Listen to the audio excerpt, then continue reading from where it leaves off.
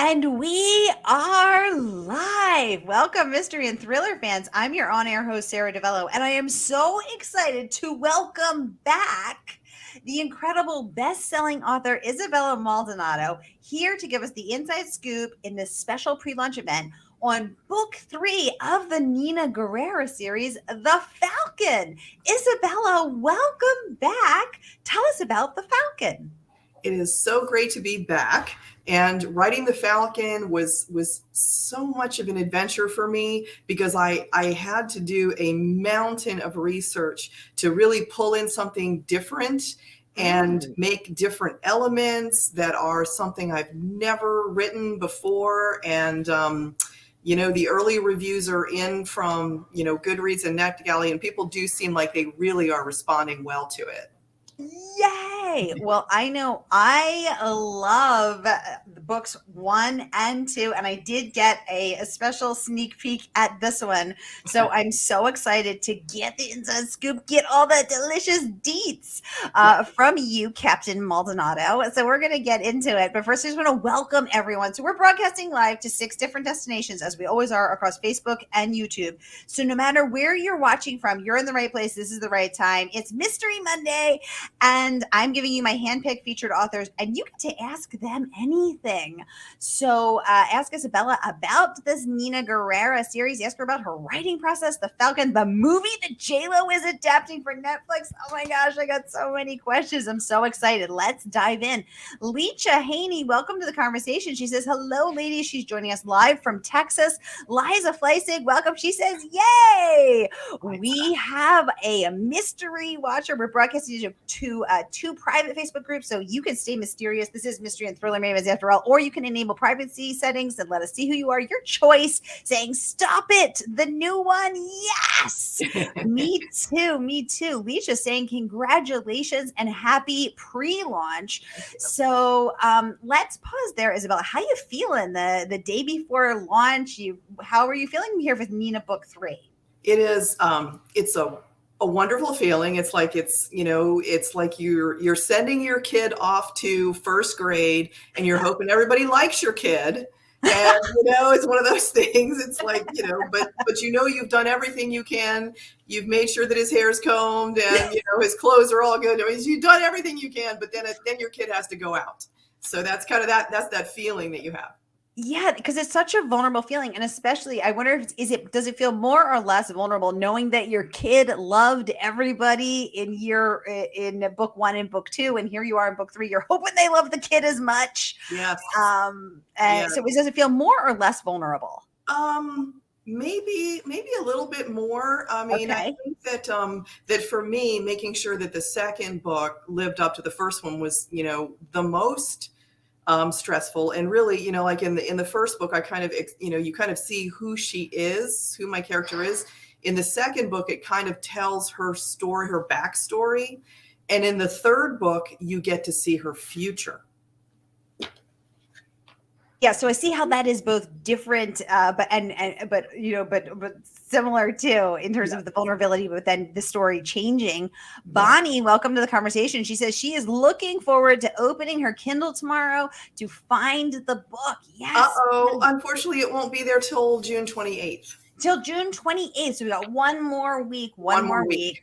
Yeah. One more week, Bonnie. I think I misspoke. I said tomorrow. My bad. I apologize. We had to schedule Isabella so far. This has been scheduled since I think November or something crazy. So I think I misspoke, Bonnie. I apologize. 7 more days of delicious wondering until you get to dive into book 3. Nina, Bonnie, let us know if you read Nina book 1 and 2, or if this will be the first book in the series. Speaking of which, Isabella, do you think people should start with book 1 or book 2, or can they just read them out of order? What do you think? Well, here's the thing. I mean, I prefer when people read in order just because that's how they're written, and I do like to build. But that having been said, I always make sure that my books do stand alone. You do not have to read them in order. A lot of people don't.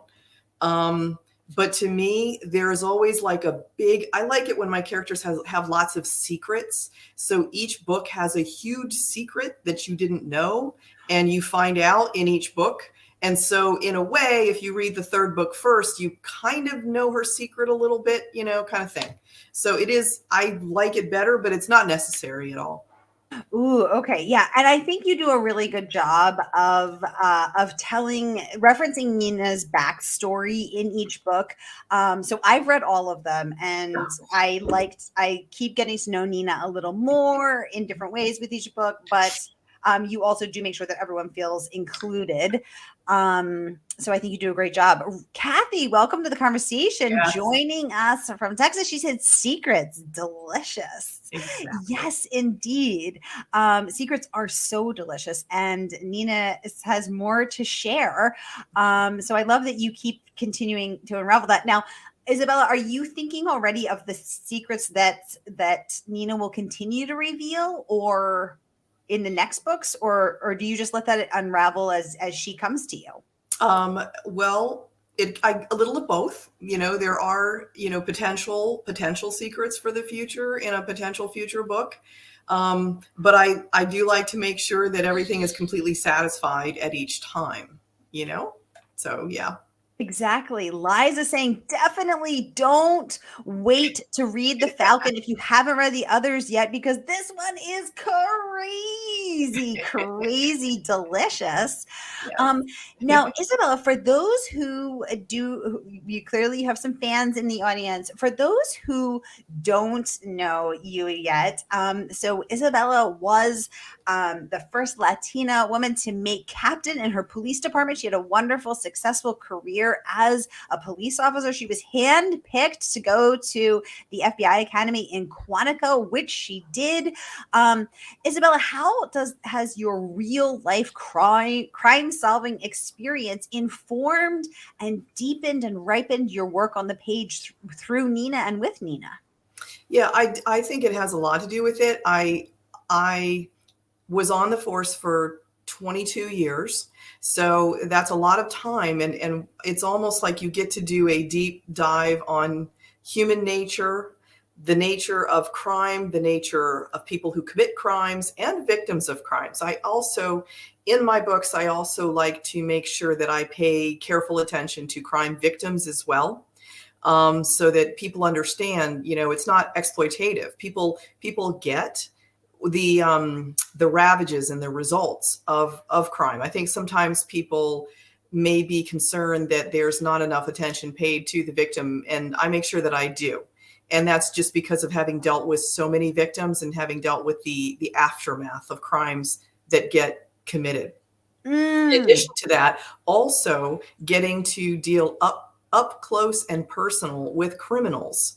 And some of these people are so creepy that they just, getting to work with them and things like that, as you're investigating the crimes they commit, it almost begs for it. It's like, you've got to be able to show this to people, and you've got to be able to put it in your books. So first of all, one of the many, many things that I love about your Nina series is the sensitivity and the fullness with which you portray the victims of crimes, including Nina herself as a survivor. The thoroughness and the fullness with which you handle her survivorhood and the person that she is because of, in spite of, and completely outside of what has happened to her, which I think is, as you so rightly say, lacking in a lot of books. So it's interesting to know that your 20-year career in law enforcement did inform that. I'm also curious about what you said about how the getting in the head of the perpetrator. Is that hard for you to go back to that mentally, or to be in that person's perspective, or is it okay for you? No, it is. It is always hard. It's in the sense of, I remember when I was first learning how to do interrogations, when you're like a rookie officer starting out and you're first learning how to do your very first investigations, oftentimes it's property crimes that you begin with, and then you do crimes against persons. But you get taught by the older officers, the veterans who've been around a long time, and the detectives who've been around, and they've done hundreds and hundreds of interrogations, and they're the ones who teach you how to do it. And I remember some of the things I learned. And, one of them was that you really can't show judgment overtly. And that's even if you're investigating a horrible human being and you have a despicable person in front of you who has done despicable things, and you want that person to confess. And so one of the reasons that you want them to confess is because then you don't have to wonder what's going to happen in court. And also, just as importantly, you don't have to put the victim through the trauma of going through a trial and having to explain to everyone what happened. And, you can just save a lot of time and aggravation by having a confession. So when you're trying to do that, though, you can't be in there telling the person that you think that they are scum. They are not going to confess that way. You have to try to put yourself in their shoes and tap into whatever part of their psyche you can understand to get the motive from their point of view. Even though you can't possibly, and you would never in a million years do what they did, you can't show that. And in that sense, I tell you, as a writer, what that taught me to do was to understand in a very specific way that every single person is the hero of their own story. Wow. So even though someone does something horrendous, literally unconscionable, violent, despicable, in their mind, they are still the hero. They are the hero of their own story. That's if you get to the point where you don't have that, that's when you experience cognitive dissonance. It can either sort of break you mentally, shut you down, or on those rare occasions, that's when someone can actually change. And that happens very rarely, but you do see that will sometimes happen. Sometimes it's a religious conversion, or sometimes it's just an epiphany where they'll be like, you know what? I was a horrible person and did horrible things. I am going to go to jail for many, many years because of it, but I'm going to turn my life around and become better. It's rare, but it does happen. But that person has to experience the pain and suffering of the cognitive dissonance of understanding that they did dreadful things. But even in that person says, I'm no longer that person. So again, they're making themselves the hero of their new story by getting away from that. Wow. So do you usually find that it's those people have felt wronged in some way and so they're exacting revenge, or what, or is there a unifying theme of the mind of a perpetrator, or no, it's all just totally different? It's kind of funny that you ask, because the only thing that I have found that every single person that I've interviewed that committed a murder, every single one of them at some point during the interview, they will say, I am not a murderer. You see it? Every single one will say. Now, if you think about it again, this is what I was talking about how they identify with themselves. What is going on there is that they may finally admit and say, okay, I killed someone, but I am not a murderer. In other words, they're not taking on the identity of a murderer. A murderer is some horrible person. It's not them. They're someone who was driven to it by circumstances out of their control. They snapped, or they were defending themselves. If they view it as self-defense, everybody else might not. Or, they had an uncontrollable impulse that they had to do this or whatever. That's what it was. It wasn't them. They're not this thing that a murderer is. They are someone who lost it and did something at a particular moment in time. You see the difference? I do see the difference. Wow. Oh my gosh. My brain is just scrambling to keep this up. Yeah. Absolutely fascinating. Leach saying, wow, that is so interesting that they don't.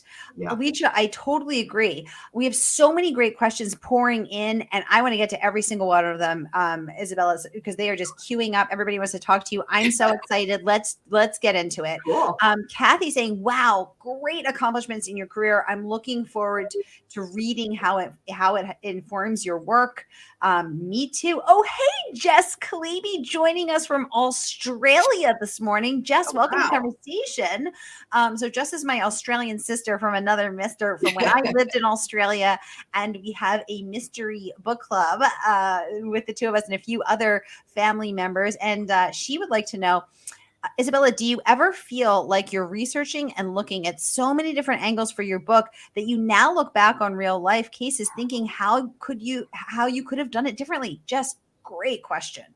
Yeah, that is a super interesting question. I haven't had that exact thought only because when I was actually involved in these cases, it's like at the time you are under the constraints of what you knew, the facts that you had at your disposal at that moment, the law and how you had to follow it, your department's policies and procedures, and your, place in the investigation. More than that, I think sometimes I look back and I say, man, I wish that the science of DNA was what it is now. If we could have had that available at the time, how much would have helped?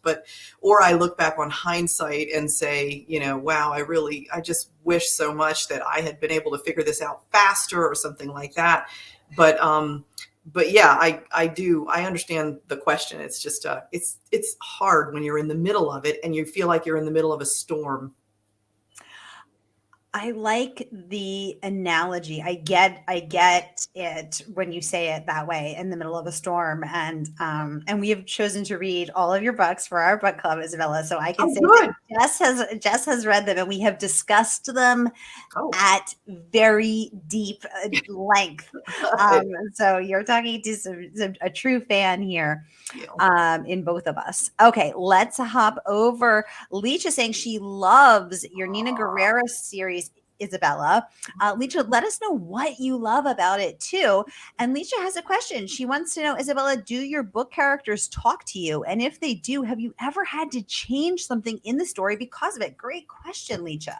yeah, they don't exactly talk to me, but I definitely have had to change things in the sense of sometimes after, I'm finished with a draft or something, I'll go back through, and as I'm looking through it, doing my editing, I'll be like, wait a minute, Wade would never say that, or Nina would never do that, or that is really not Kent, something like that. And then I realize I've got to change it, or Nina would say this, but Kent wouldn't, and that sort of thing.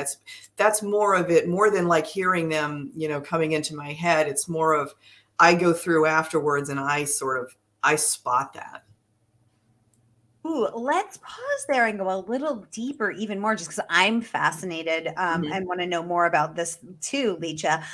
So one thing that I struggle with as a writer is I want to make it easy for them. I'm like, let me help you, little ones. Oh, yeah. So when you say, "Oh, Kent wouldn't do that," or Mhm. Wade wouldn't say that, because Wade's kind of a tough character. Mhm. For those who haven't read the series yet, he is one of Nina's 4-person team, and at first just her partner, but he's her much older superior. He's been through some stuff himself. He's been haunted by cases he can't solve. He's a profiler for the FBI. So how do you keep these characters who they are authentically, inherently, instead of who you want them to be or who would be easier for them to be? Okay, now I'm really glad you asked that one because it's a two-pronged answer. One, each character sort of represents something to me, and Wade in particular, he represents. When I went to training at Quantico with the FBI, in the National Academy, and one of the courses that I took was taught by FBI profilers. And when they discussed the horror of what they go through as a profiler, I wanted to sort of honor that. And one of the things that they have to do when they're investigating a case is not only do they have to put themselves in the mind of the perpetrator when they are, examining the evidence, they have to put themselves in the mind of the victim. And that is one of the most painful things you can possibly imagine. They have to viscerally experience the fear, the terror. And the reason that they have to do that is because oftentimes a victim's actions may affect the perpetrator's actions and reactions. They're each acting and they're each reacting to what the other does. And so in order to understand the dynamic that goes on between the two, they will have to put themselves in the mind of each. So it takes a huge toll on the profilers doing that year after year, because they are experiencing, the fear and terror of someone who is dying, and they're experiencing the animalistic brutality of someone who's killing someone, especially the ones who are hunting serial killers. Those are some disturbed people, and they're trying to understand exactly what it was that's driving them to it. So some of them have talked about, their divorce rate, their health suffers, they have trouble sleeping at night. Some of them develop, PTSD type symptoms. And I make sure that Wade embodies all that. I wanted him to sort of really wear the weight of that on his shoulders. And this is something, I have so much respect for these people that go out there and they do this so that the rest of us don't have to. And I want to honor that. And that's one way that I do it, is because I really understand who these people are on a visceral level. And then the other way that I do it is something that I call dream casting. And this is fun. My husband helps me do this, as a matter of fact. What I do is I describe the character that I want sort of physically. So I'll say, okay, so I want, for Wade, I'm looking for an older white male, in his, maybe 50s, and, kind of tall, athletically built, but not buff, but, I'll describe all these different things. And then actually my husband is the one, because he watches all the TV and movies. I don't have time. I'm writing all the time. And so he'll come up with a bunch of actors who could play that role.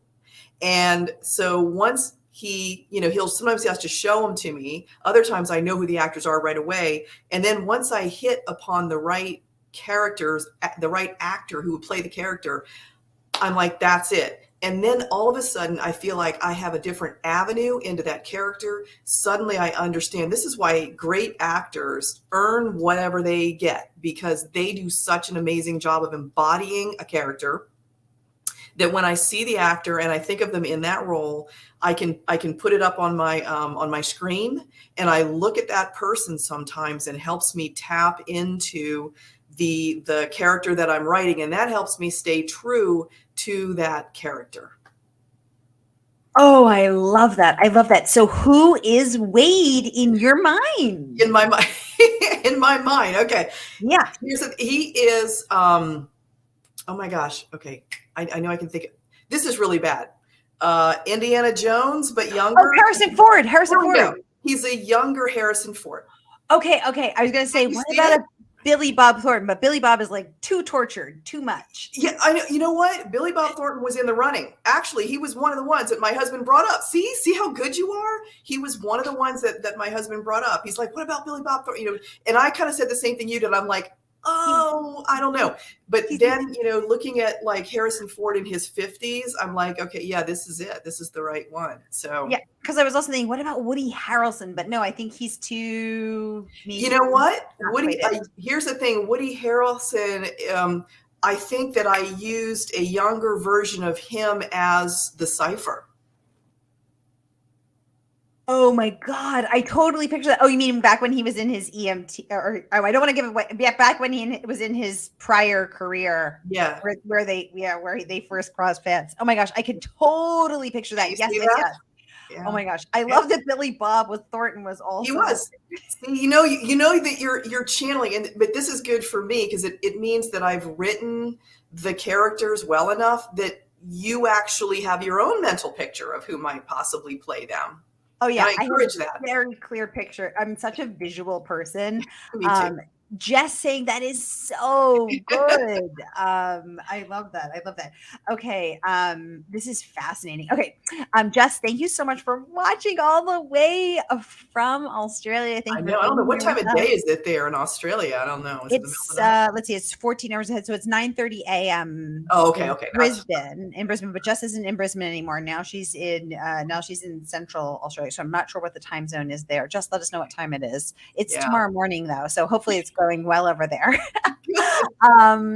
Alicia says, thank you so much for answering her questions, Isabella. And she has one more for you. She said she's always been so interested in what makes people commit a murder, what drives them to it. So Isabella, Let's go back to that. Everyone sees themselves as the Right. hero of their story. 20 years in law enforcement. What have you learned? Why do Yep. people do it? And unfortunately, here's the sad thing. In the truth, and this is why, fiction, this is why I write crime fiction as opposed to true crime. A lot of people ask me, they're like, geez, with your background, you could totally rock the true crime. And I could, but one of the reasons that I don't is because in real life, murder is often a completely senseless crime. It is so totally senseless. It's just depressing. A lot of times, it's sex, drugs, money. I mean, those are the standard things. You're trying to, you're knocking over a liquor store because you need money to pay for your drugs. And there, it ends up that there's a shooting or something. Or with the sex part, it's a domestic, and maybe there's a love triangle, or maybe you're just abusive, whatever.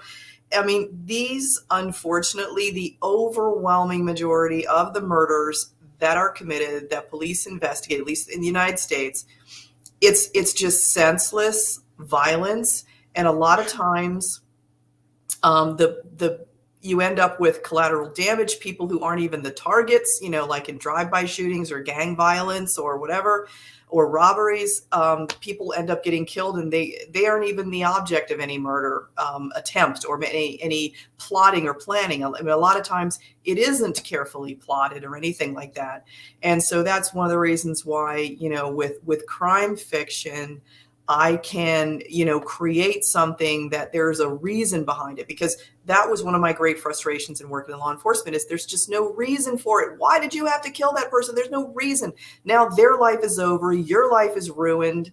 Other people's in the families, victims' family, their lives are, all these lives are ruined because what?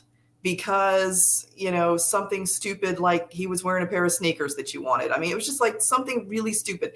And so for that reason, that's why I like to do what I do. And then the other reason is that oftentimes the solution, when the resolution occurs, and if the crime, a lot of times the crimes will go unsolved. Most of the time the crime does get solved. Way more often than not, the crimes are solved.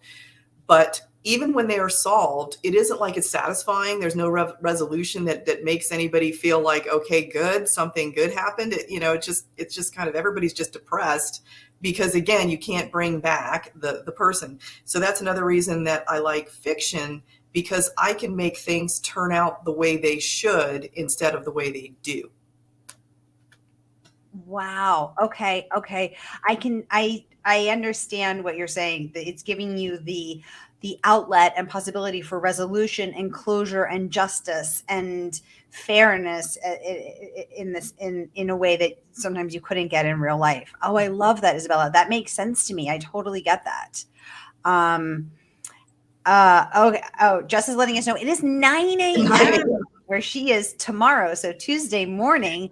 And Thank she'd you. like to know, did you get Harrison Ford for that Cypher series?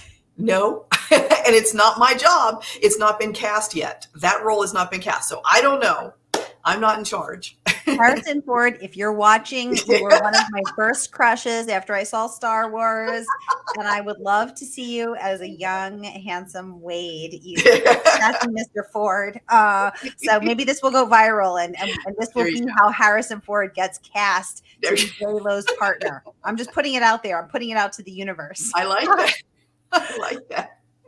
Kathy would like to talk more about the dream casting, Isabella. She said that is so cool. And she has two questions about it. Number one, let's start with number one. Has there ever been a character that you just couldn't come up with an actor for? Not really, because what you find is, even if it's not anybody that is like a household name, there are so many amazing character actors out there that do, the yeoman's work of really putting together fantastic. And if you don't know who it might be, then you can just put in,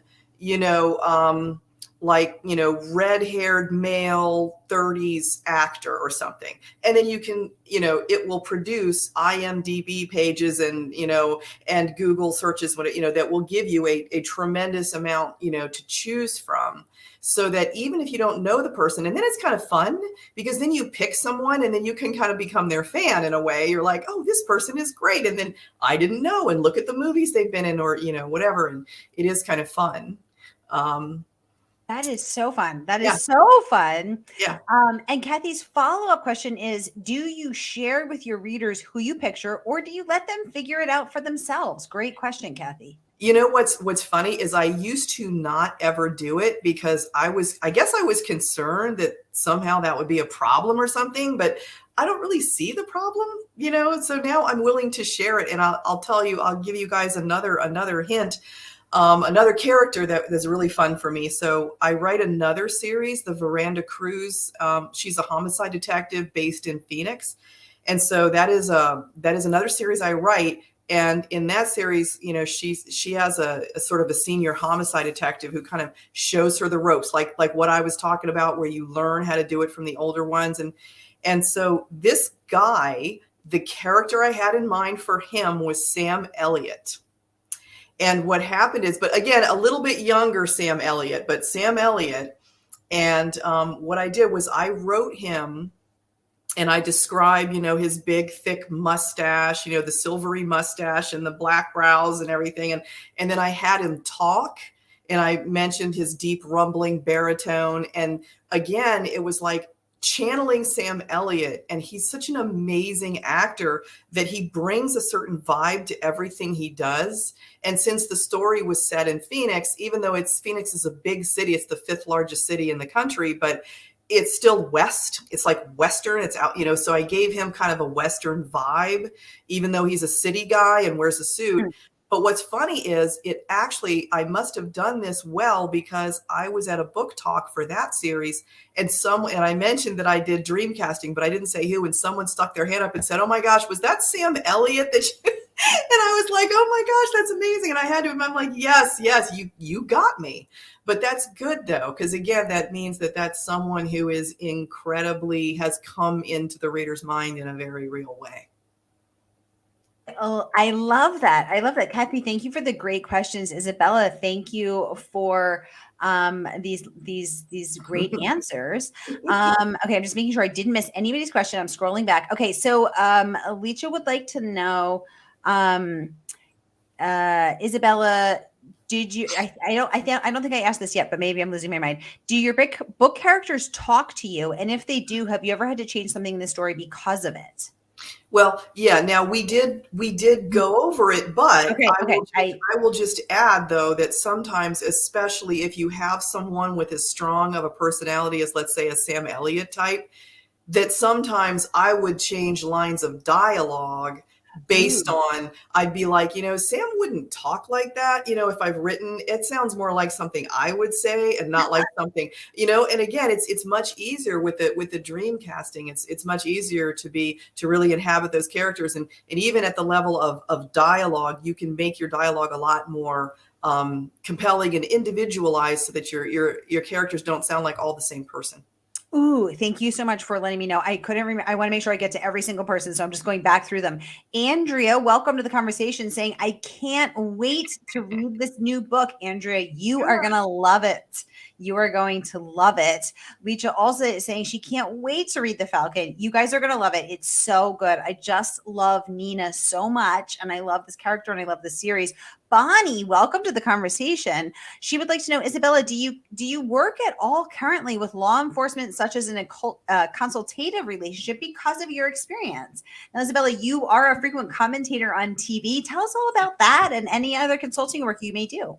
Yeah, that is what I do. Rather than work in law enforcement, I will be someone who, when there's something going on television, when there's a shooting or there's a high-speed pursuit or, some type of crime that has been going on, the local NBC affiliate where I am will call me and they'll ask me, and I'll go on camera, or sometimes I'll do a voiceover or whatever, and I'll talk about whatever it was that happened, explaining kind of what the police did, why they used that level of force, what was going through the officer's mind, and what are the ramifications of it, and how the department is going to handle, an internal investigation after the fact.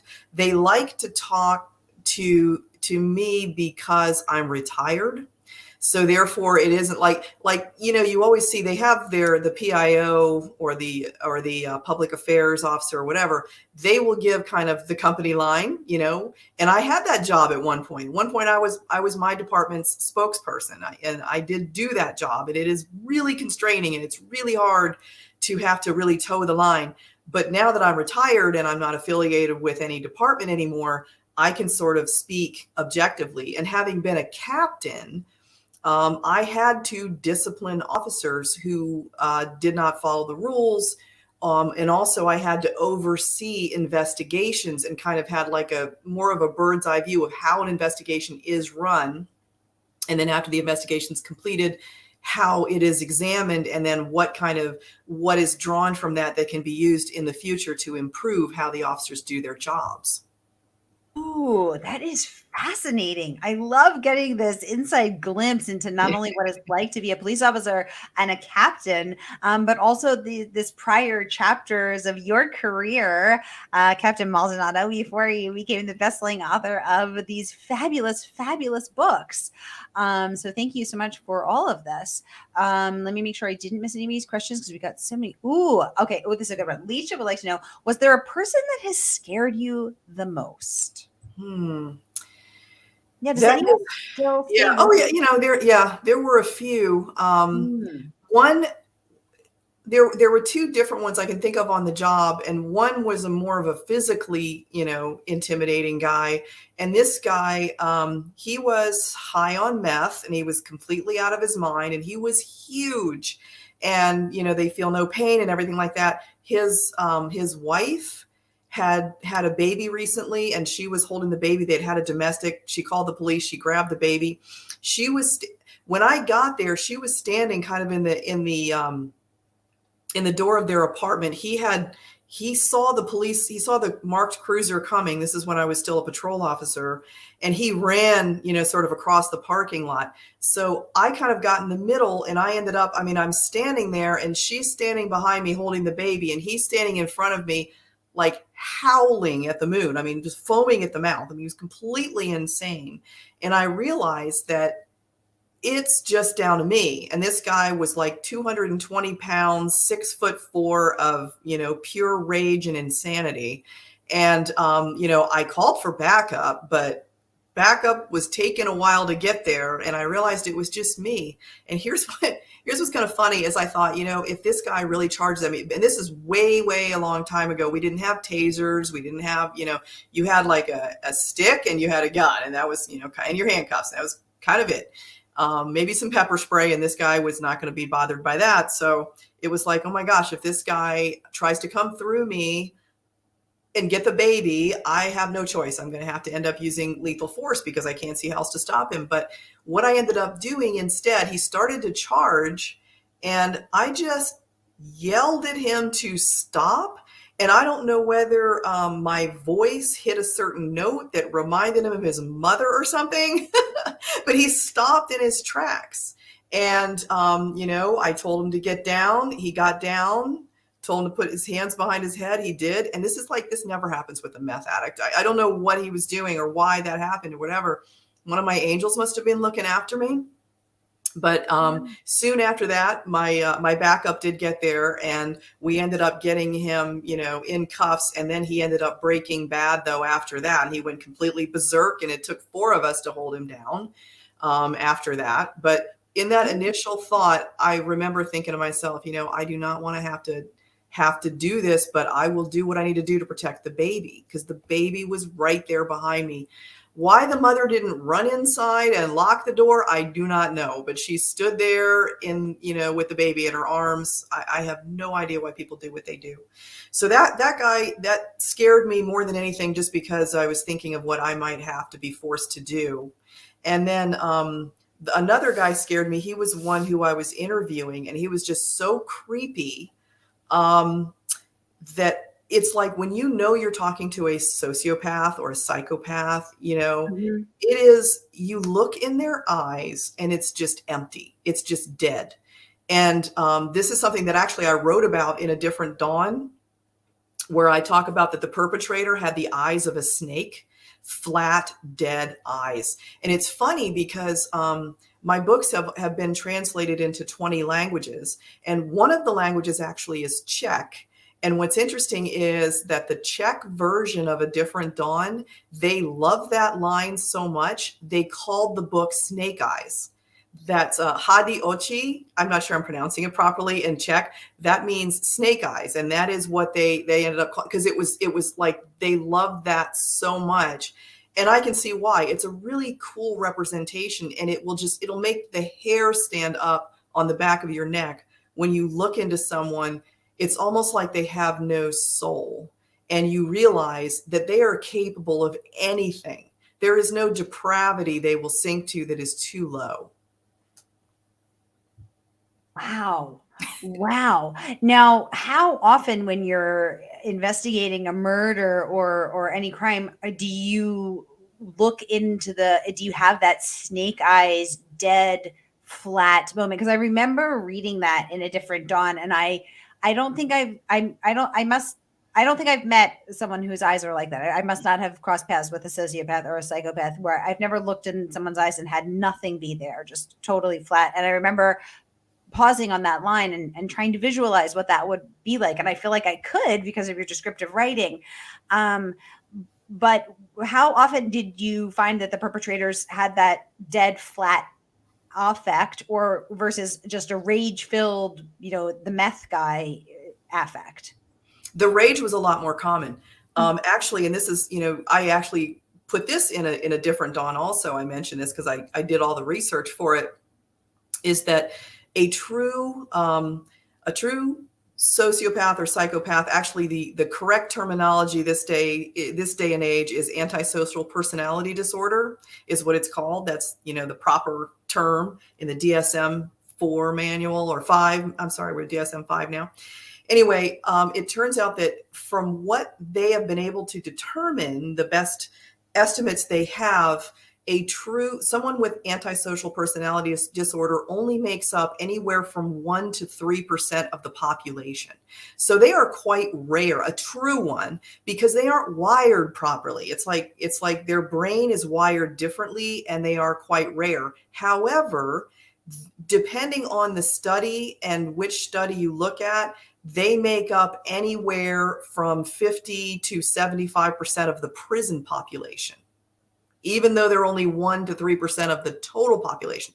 So you can see, it is obviously, if you have that problem, then it's very hard to stay out of prison, because you truly don't care. You have no empathy, you have no sympathy, you have no compassion. You just, it's like you want something and then you go after it. There are people who have been treated for antisocial personality disorder. There are people who are able to manage, but it's harder for them. And this is the most important point. They have to be really willing and motivated to change their behavior. Yes. So I actually had Vera Kurian on, Dr. Vera Kurian, and she studies when her debut book came out in September, Never Saw Me Coming, and she studies psychopaths in real life. So she has a PhD in psychology, and she studies psychopathy in real life, particularly in our population and in politics, interestingly. And but she also said the exact same thing. 1% to 3% of the general population in America are psychopaths, suffer from psychopathy, but the same 75 to 80% of the prison population. And for these exact same reasons, it's hard if you don't feel any empathy, if you don't care if someone else is suffering, if you don't care whether they live or they die, or they're in pain or they're not, or that you stab them and they bleed. If you don't care, it would be hard to make yourself conform to the rules. So interesting to hear from the law enforcement perspective what it is like to deal with someone with this condition. Fascinating. It's very hard, and you almost never get a confession out of those people. It is really hard.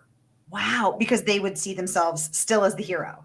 They do, and on top of that, you have different levers to use to try to get a confession, and one of them is guilt, but they feel no guilt. And one of them is a sense of responsibility, but they feel no sense of responsibility, So it's like, it's really hard to get them to a place. Instead, with them, it's like, I'm just going to deny it and deny it and deny it. And if you can prove it, great. Otherwise, who cares? It's just remarkable. Mm-hmm. Oh, wow. Okay. Okay. Yeah, that makes so much sense. Lita saying, what a very interesting and great job you had, and also how scary. Absolutely. I totally agree.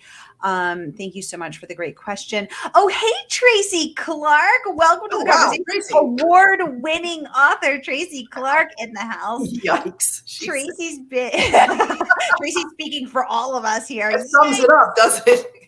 Yeah, Tracy just sums it up with one concise word. Yikes. Tracy's been on the show twice. She's coming back on in December when her new book comes out. I can't wait because I love the last one, Runner. Tracy, thanks so much for joining us. I always appreciate you being here. Kathy's saying, I was just thinking there must have been angels on your shoulder. There Absolutely. Leach is saying, with no conscience, not caring at all. I guess they have nothing to lose, so they do whatever. So scary.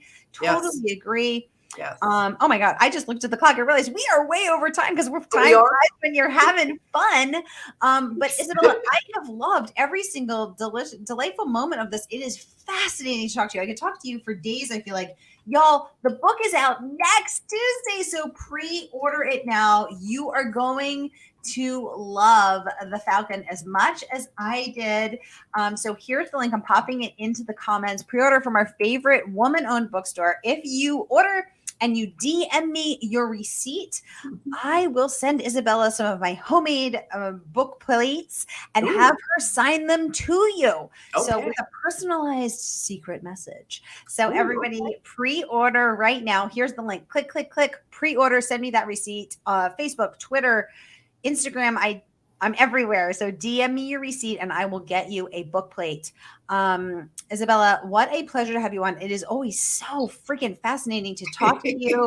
I love you. I love this book series. I cannot wait until Nina book 3 is out in the world. Y'all remember that J-Lo acquired the rights. She's directing, producing, and starring in the first book, The Cipher, A Different Dawn. I put the link to all of the backlist. That's Isabella's previous books. And The Falcon is out next Tuesday. Grab it now. I'll be back at the top of the hour with Face Note, and stay tuned. Kathy saying this has been fascinating. Thank you. Leach saying so very interesting. I love this live chat. Thank you so much, Sarah. And Isabella just saying thank you. So good. Can't wait for next week. Loving this conversation. Isabella, have a great night, and we will have you back for Nina book 4. Oh, good. I'll be there. Michelle, thank you for tuning in. She said, nice to be back. She absolutely loved it. Me too. Me too. Thank you, everybody. Have a great night. I'll see you at the top of the hour. Okay.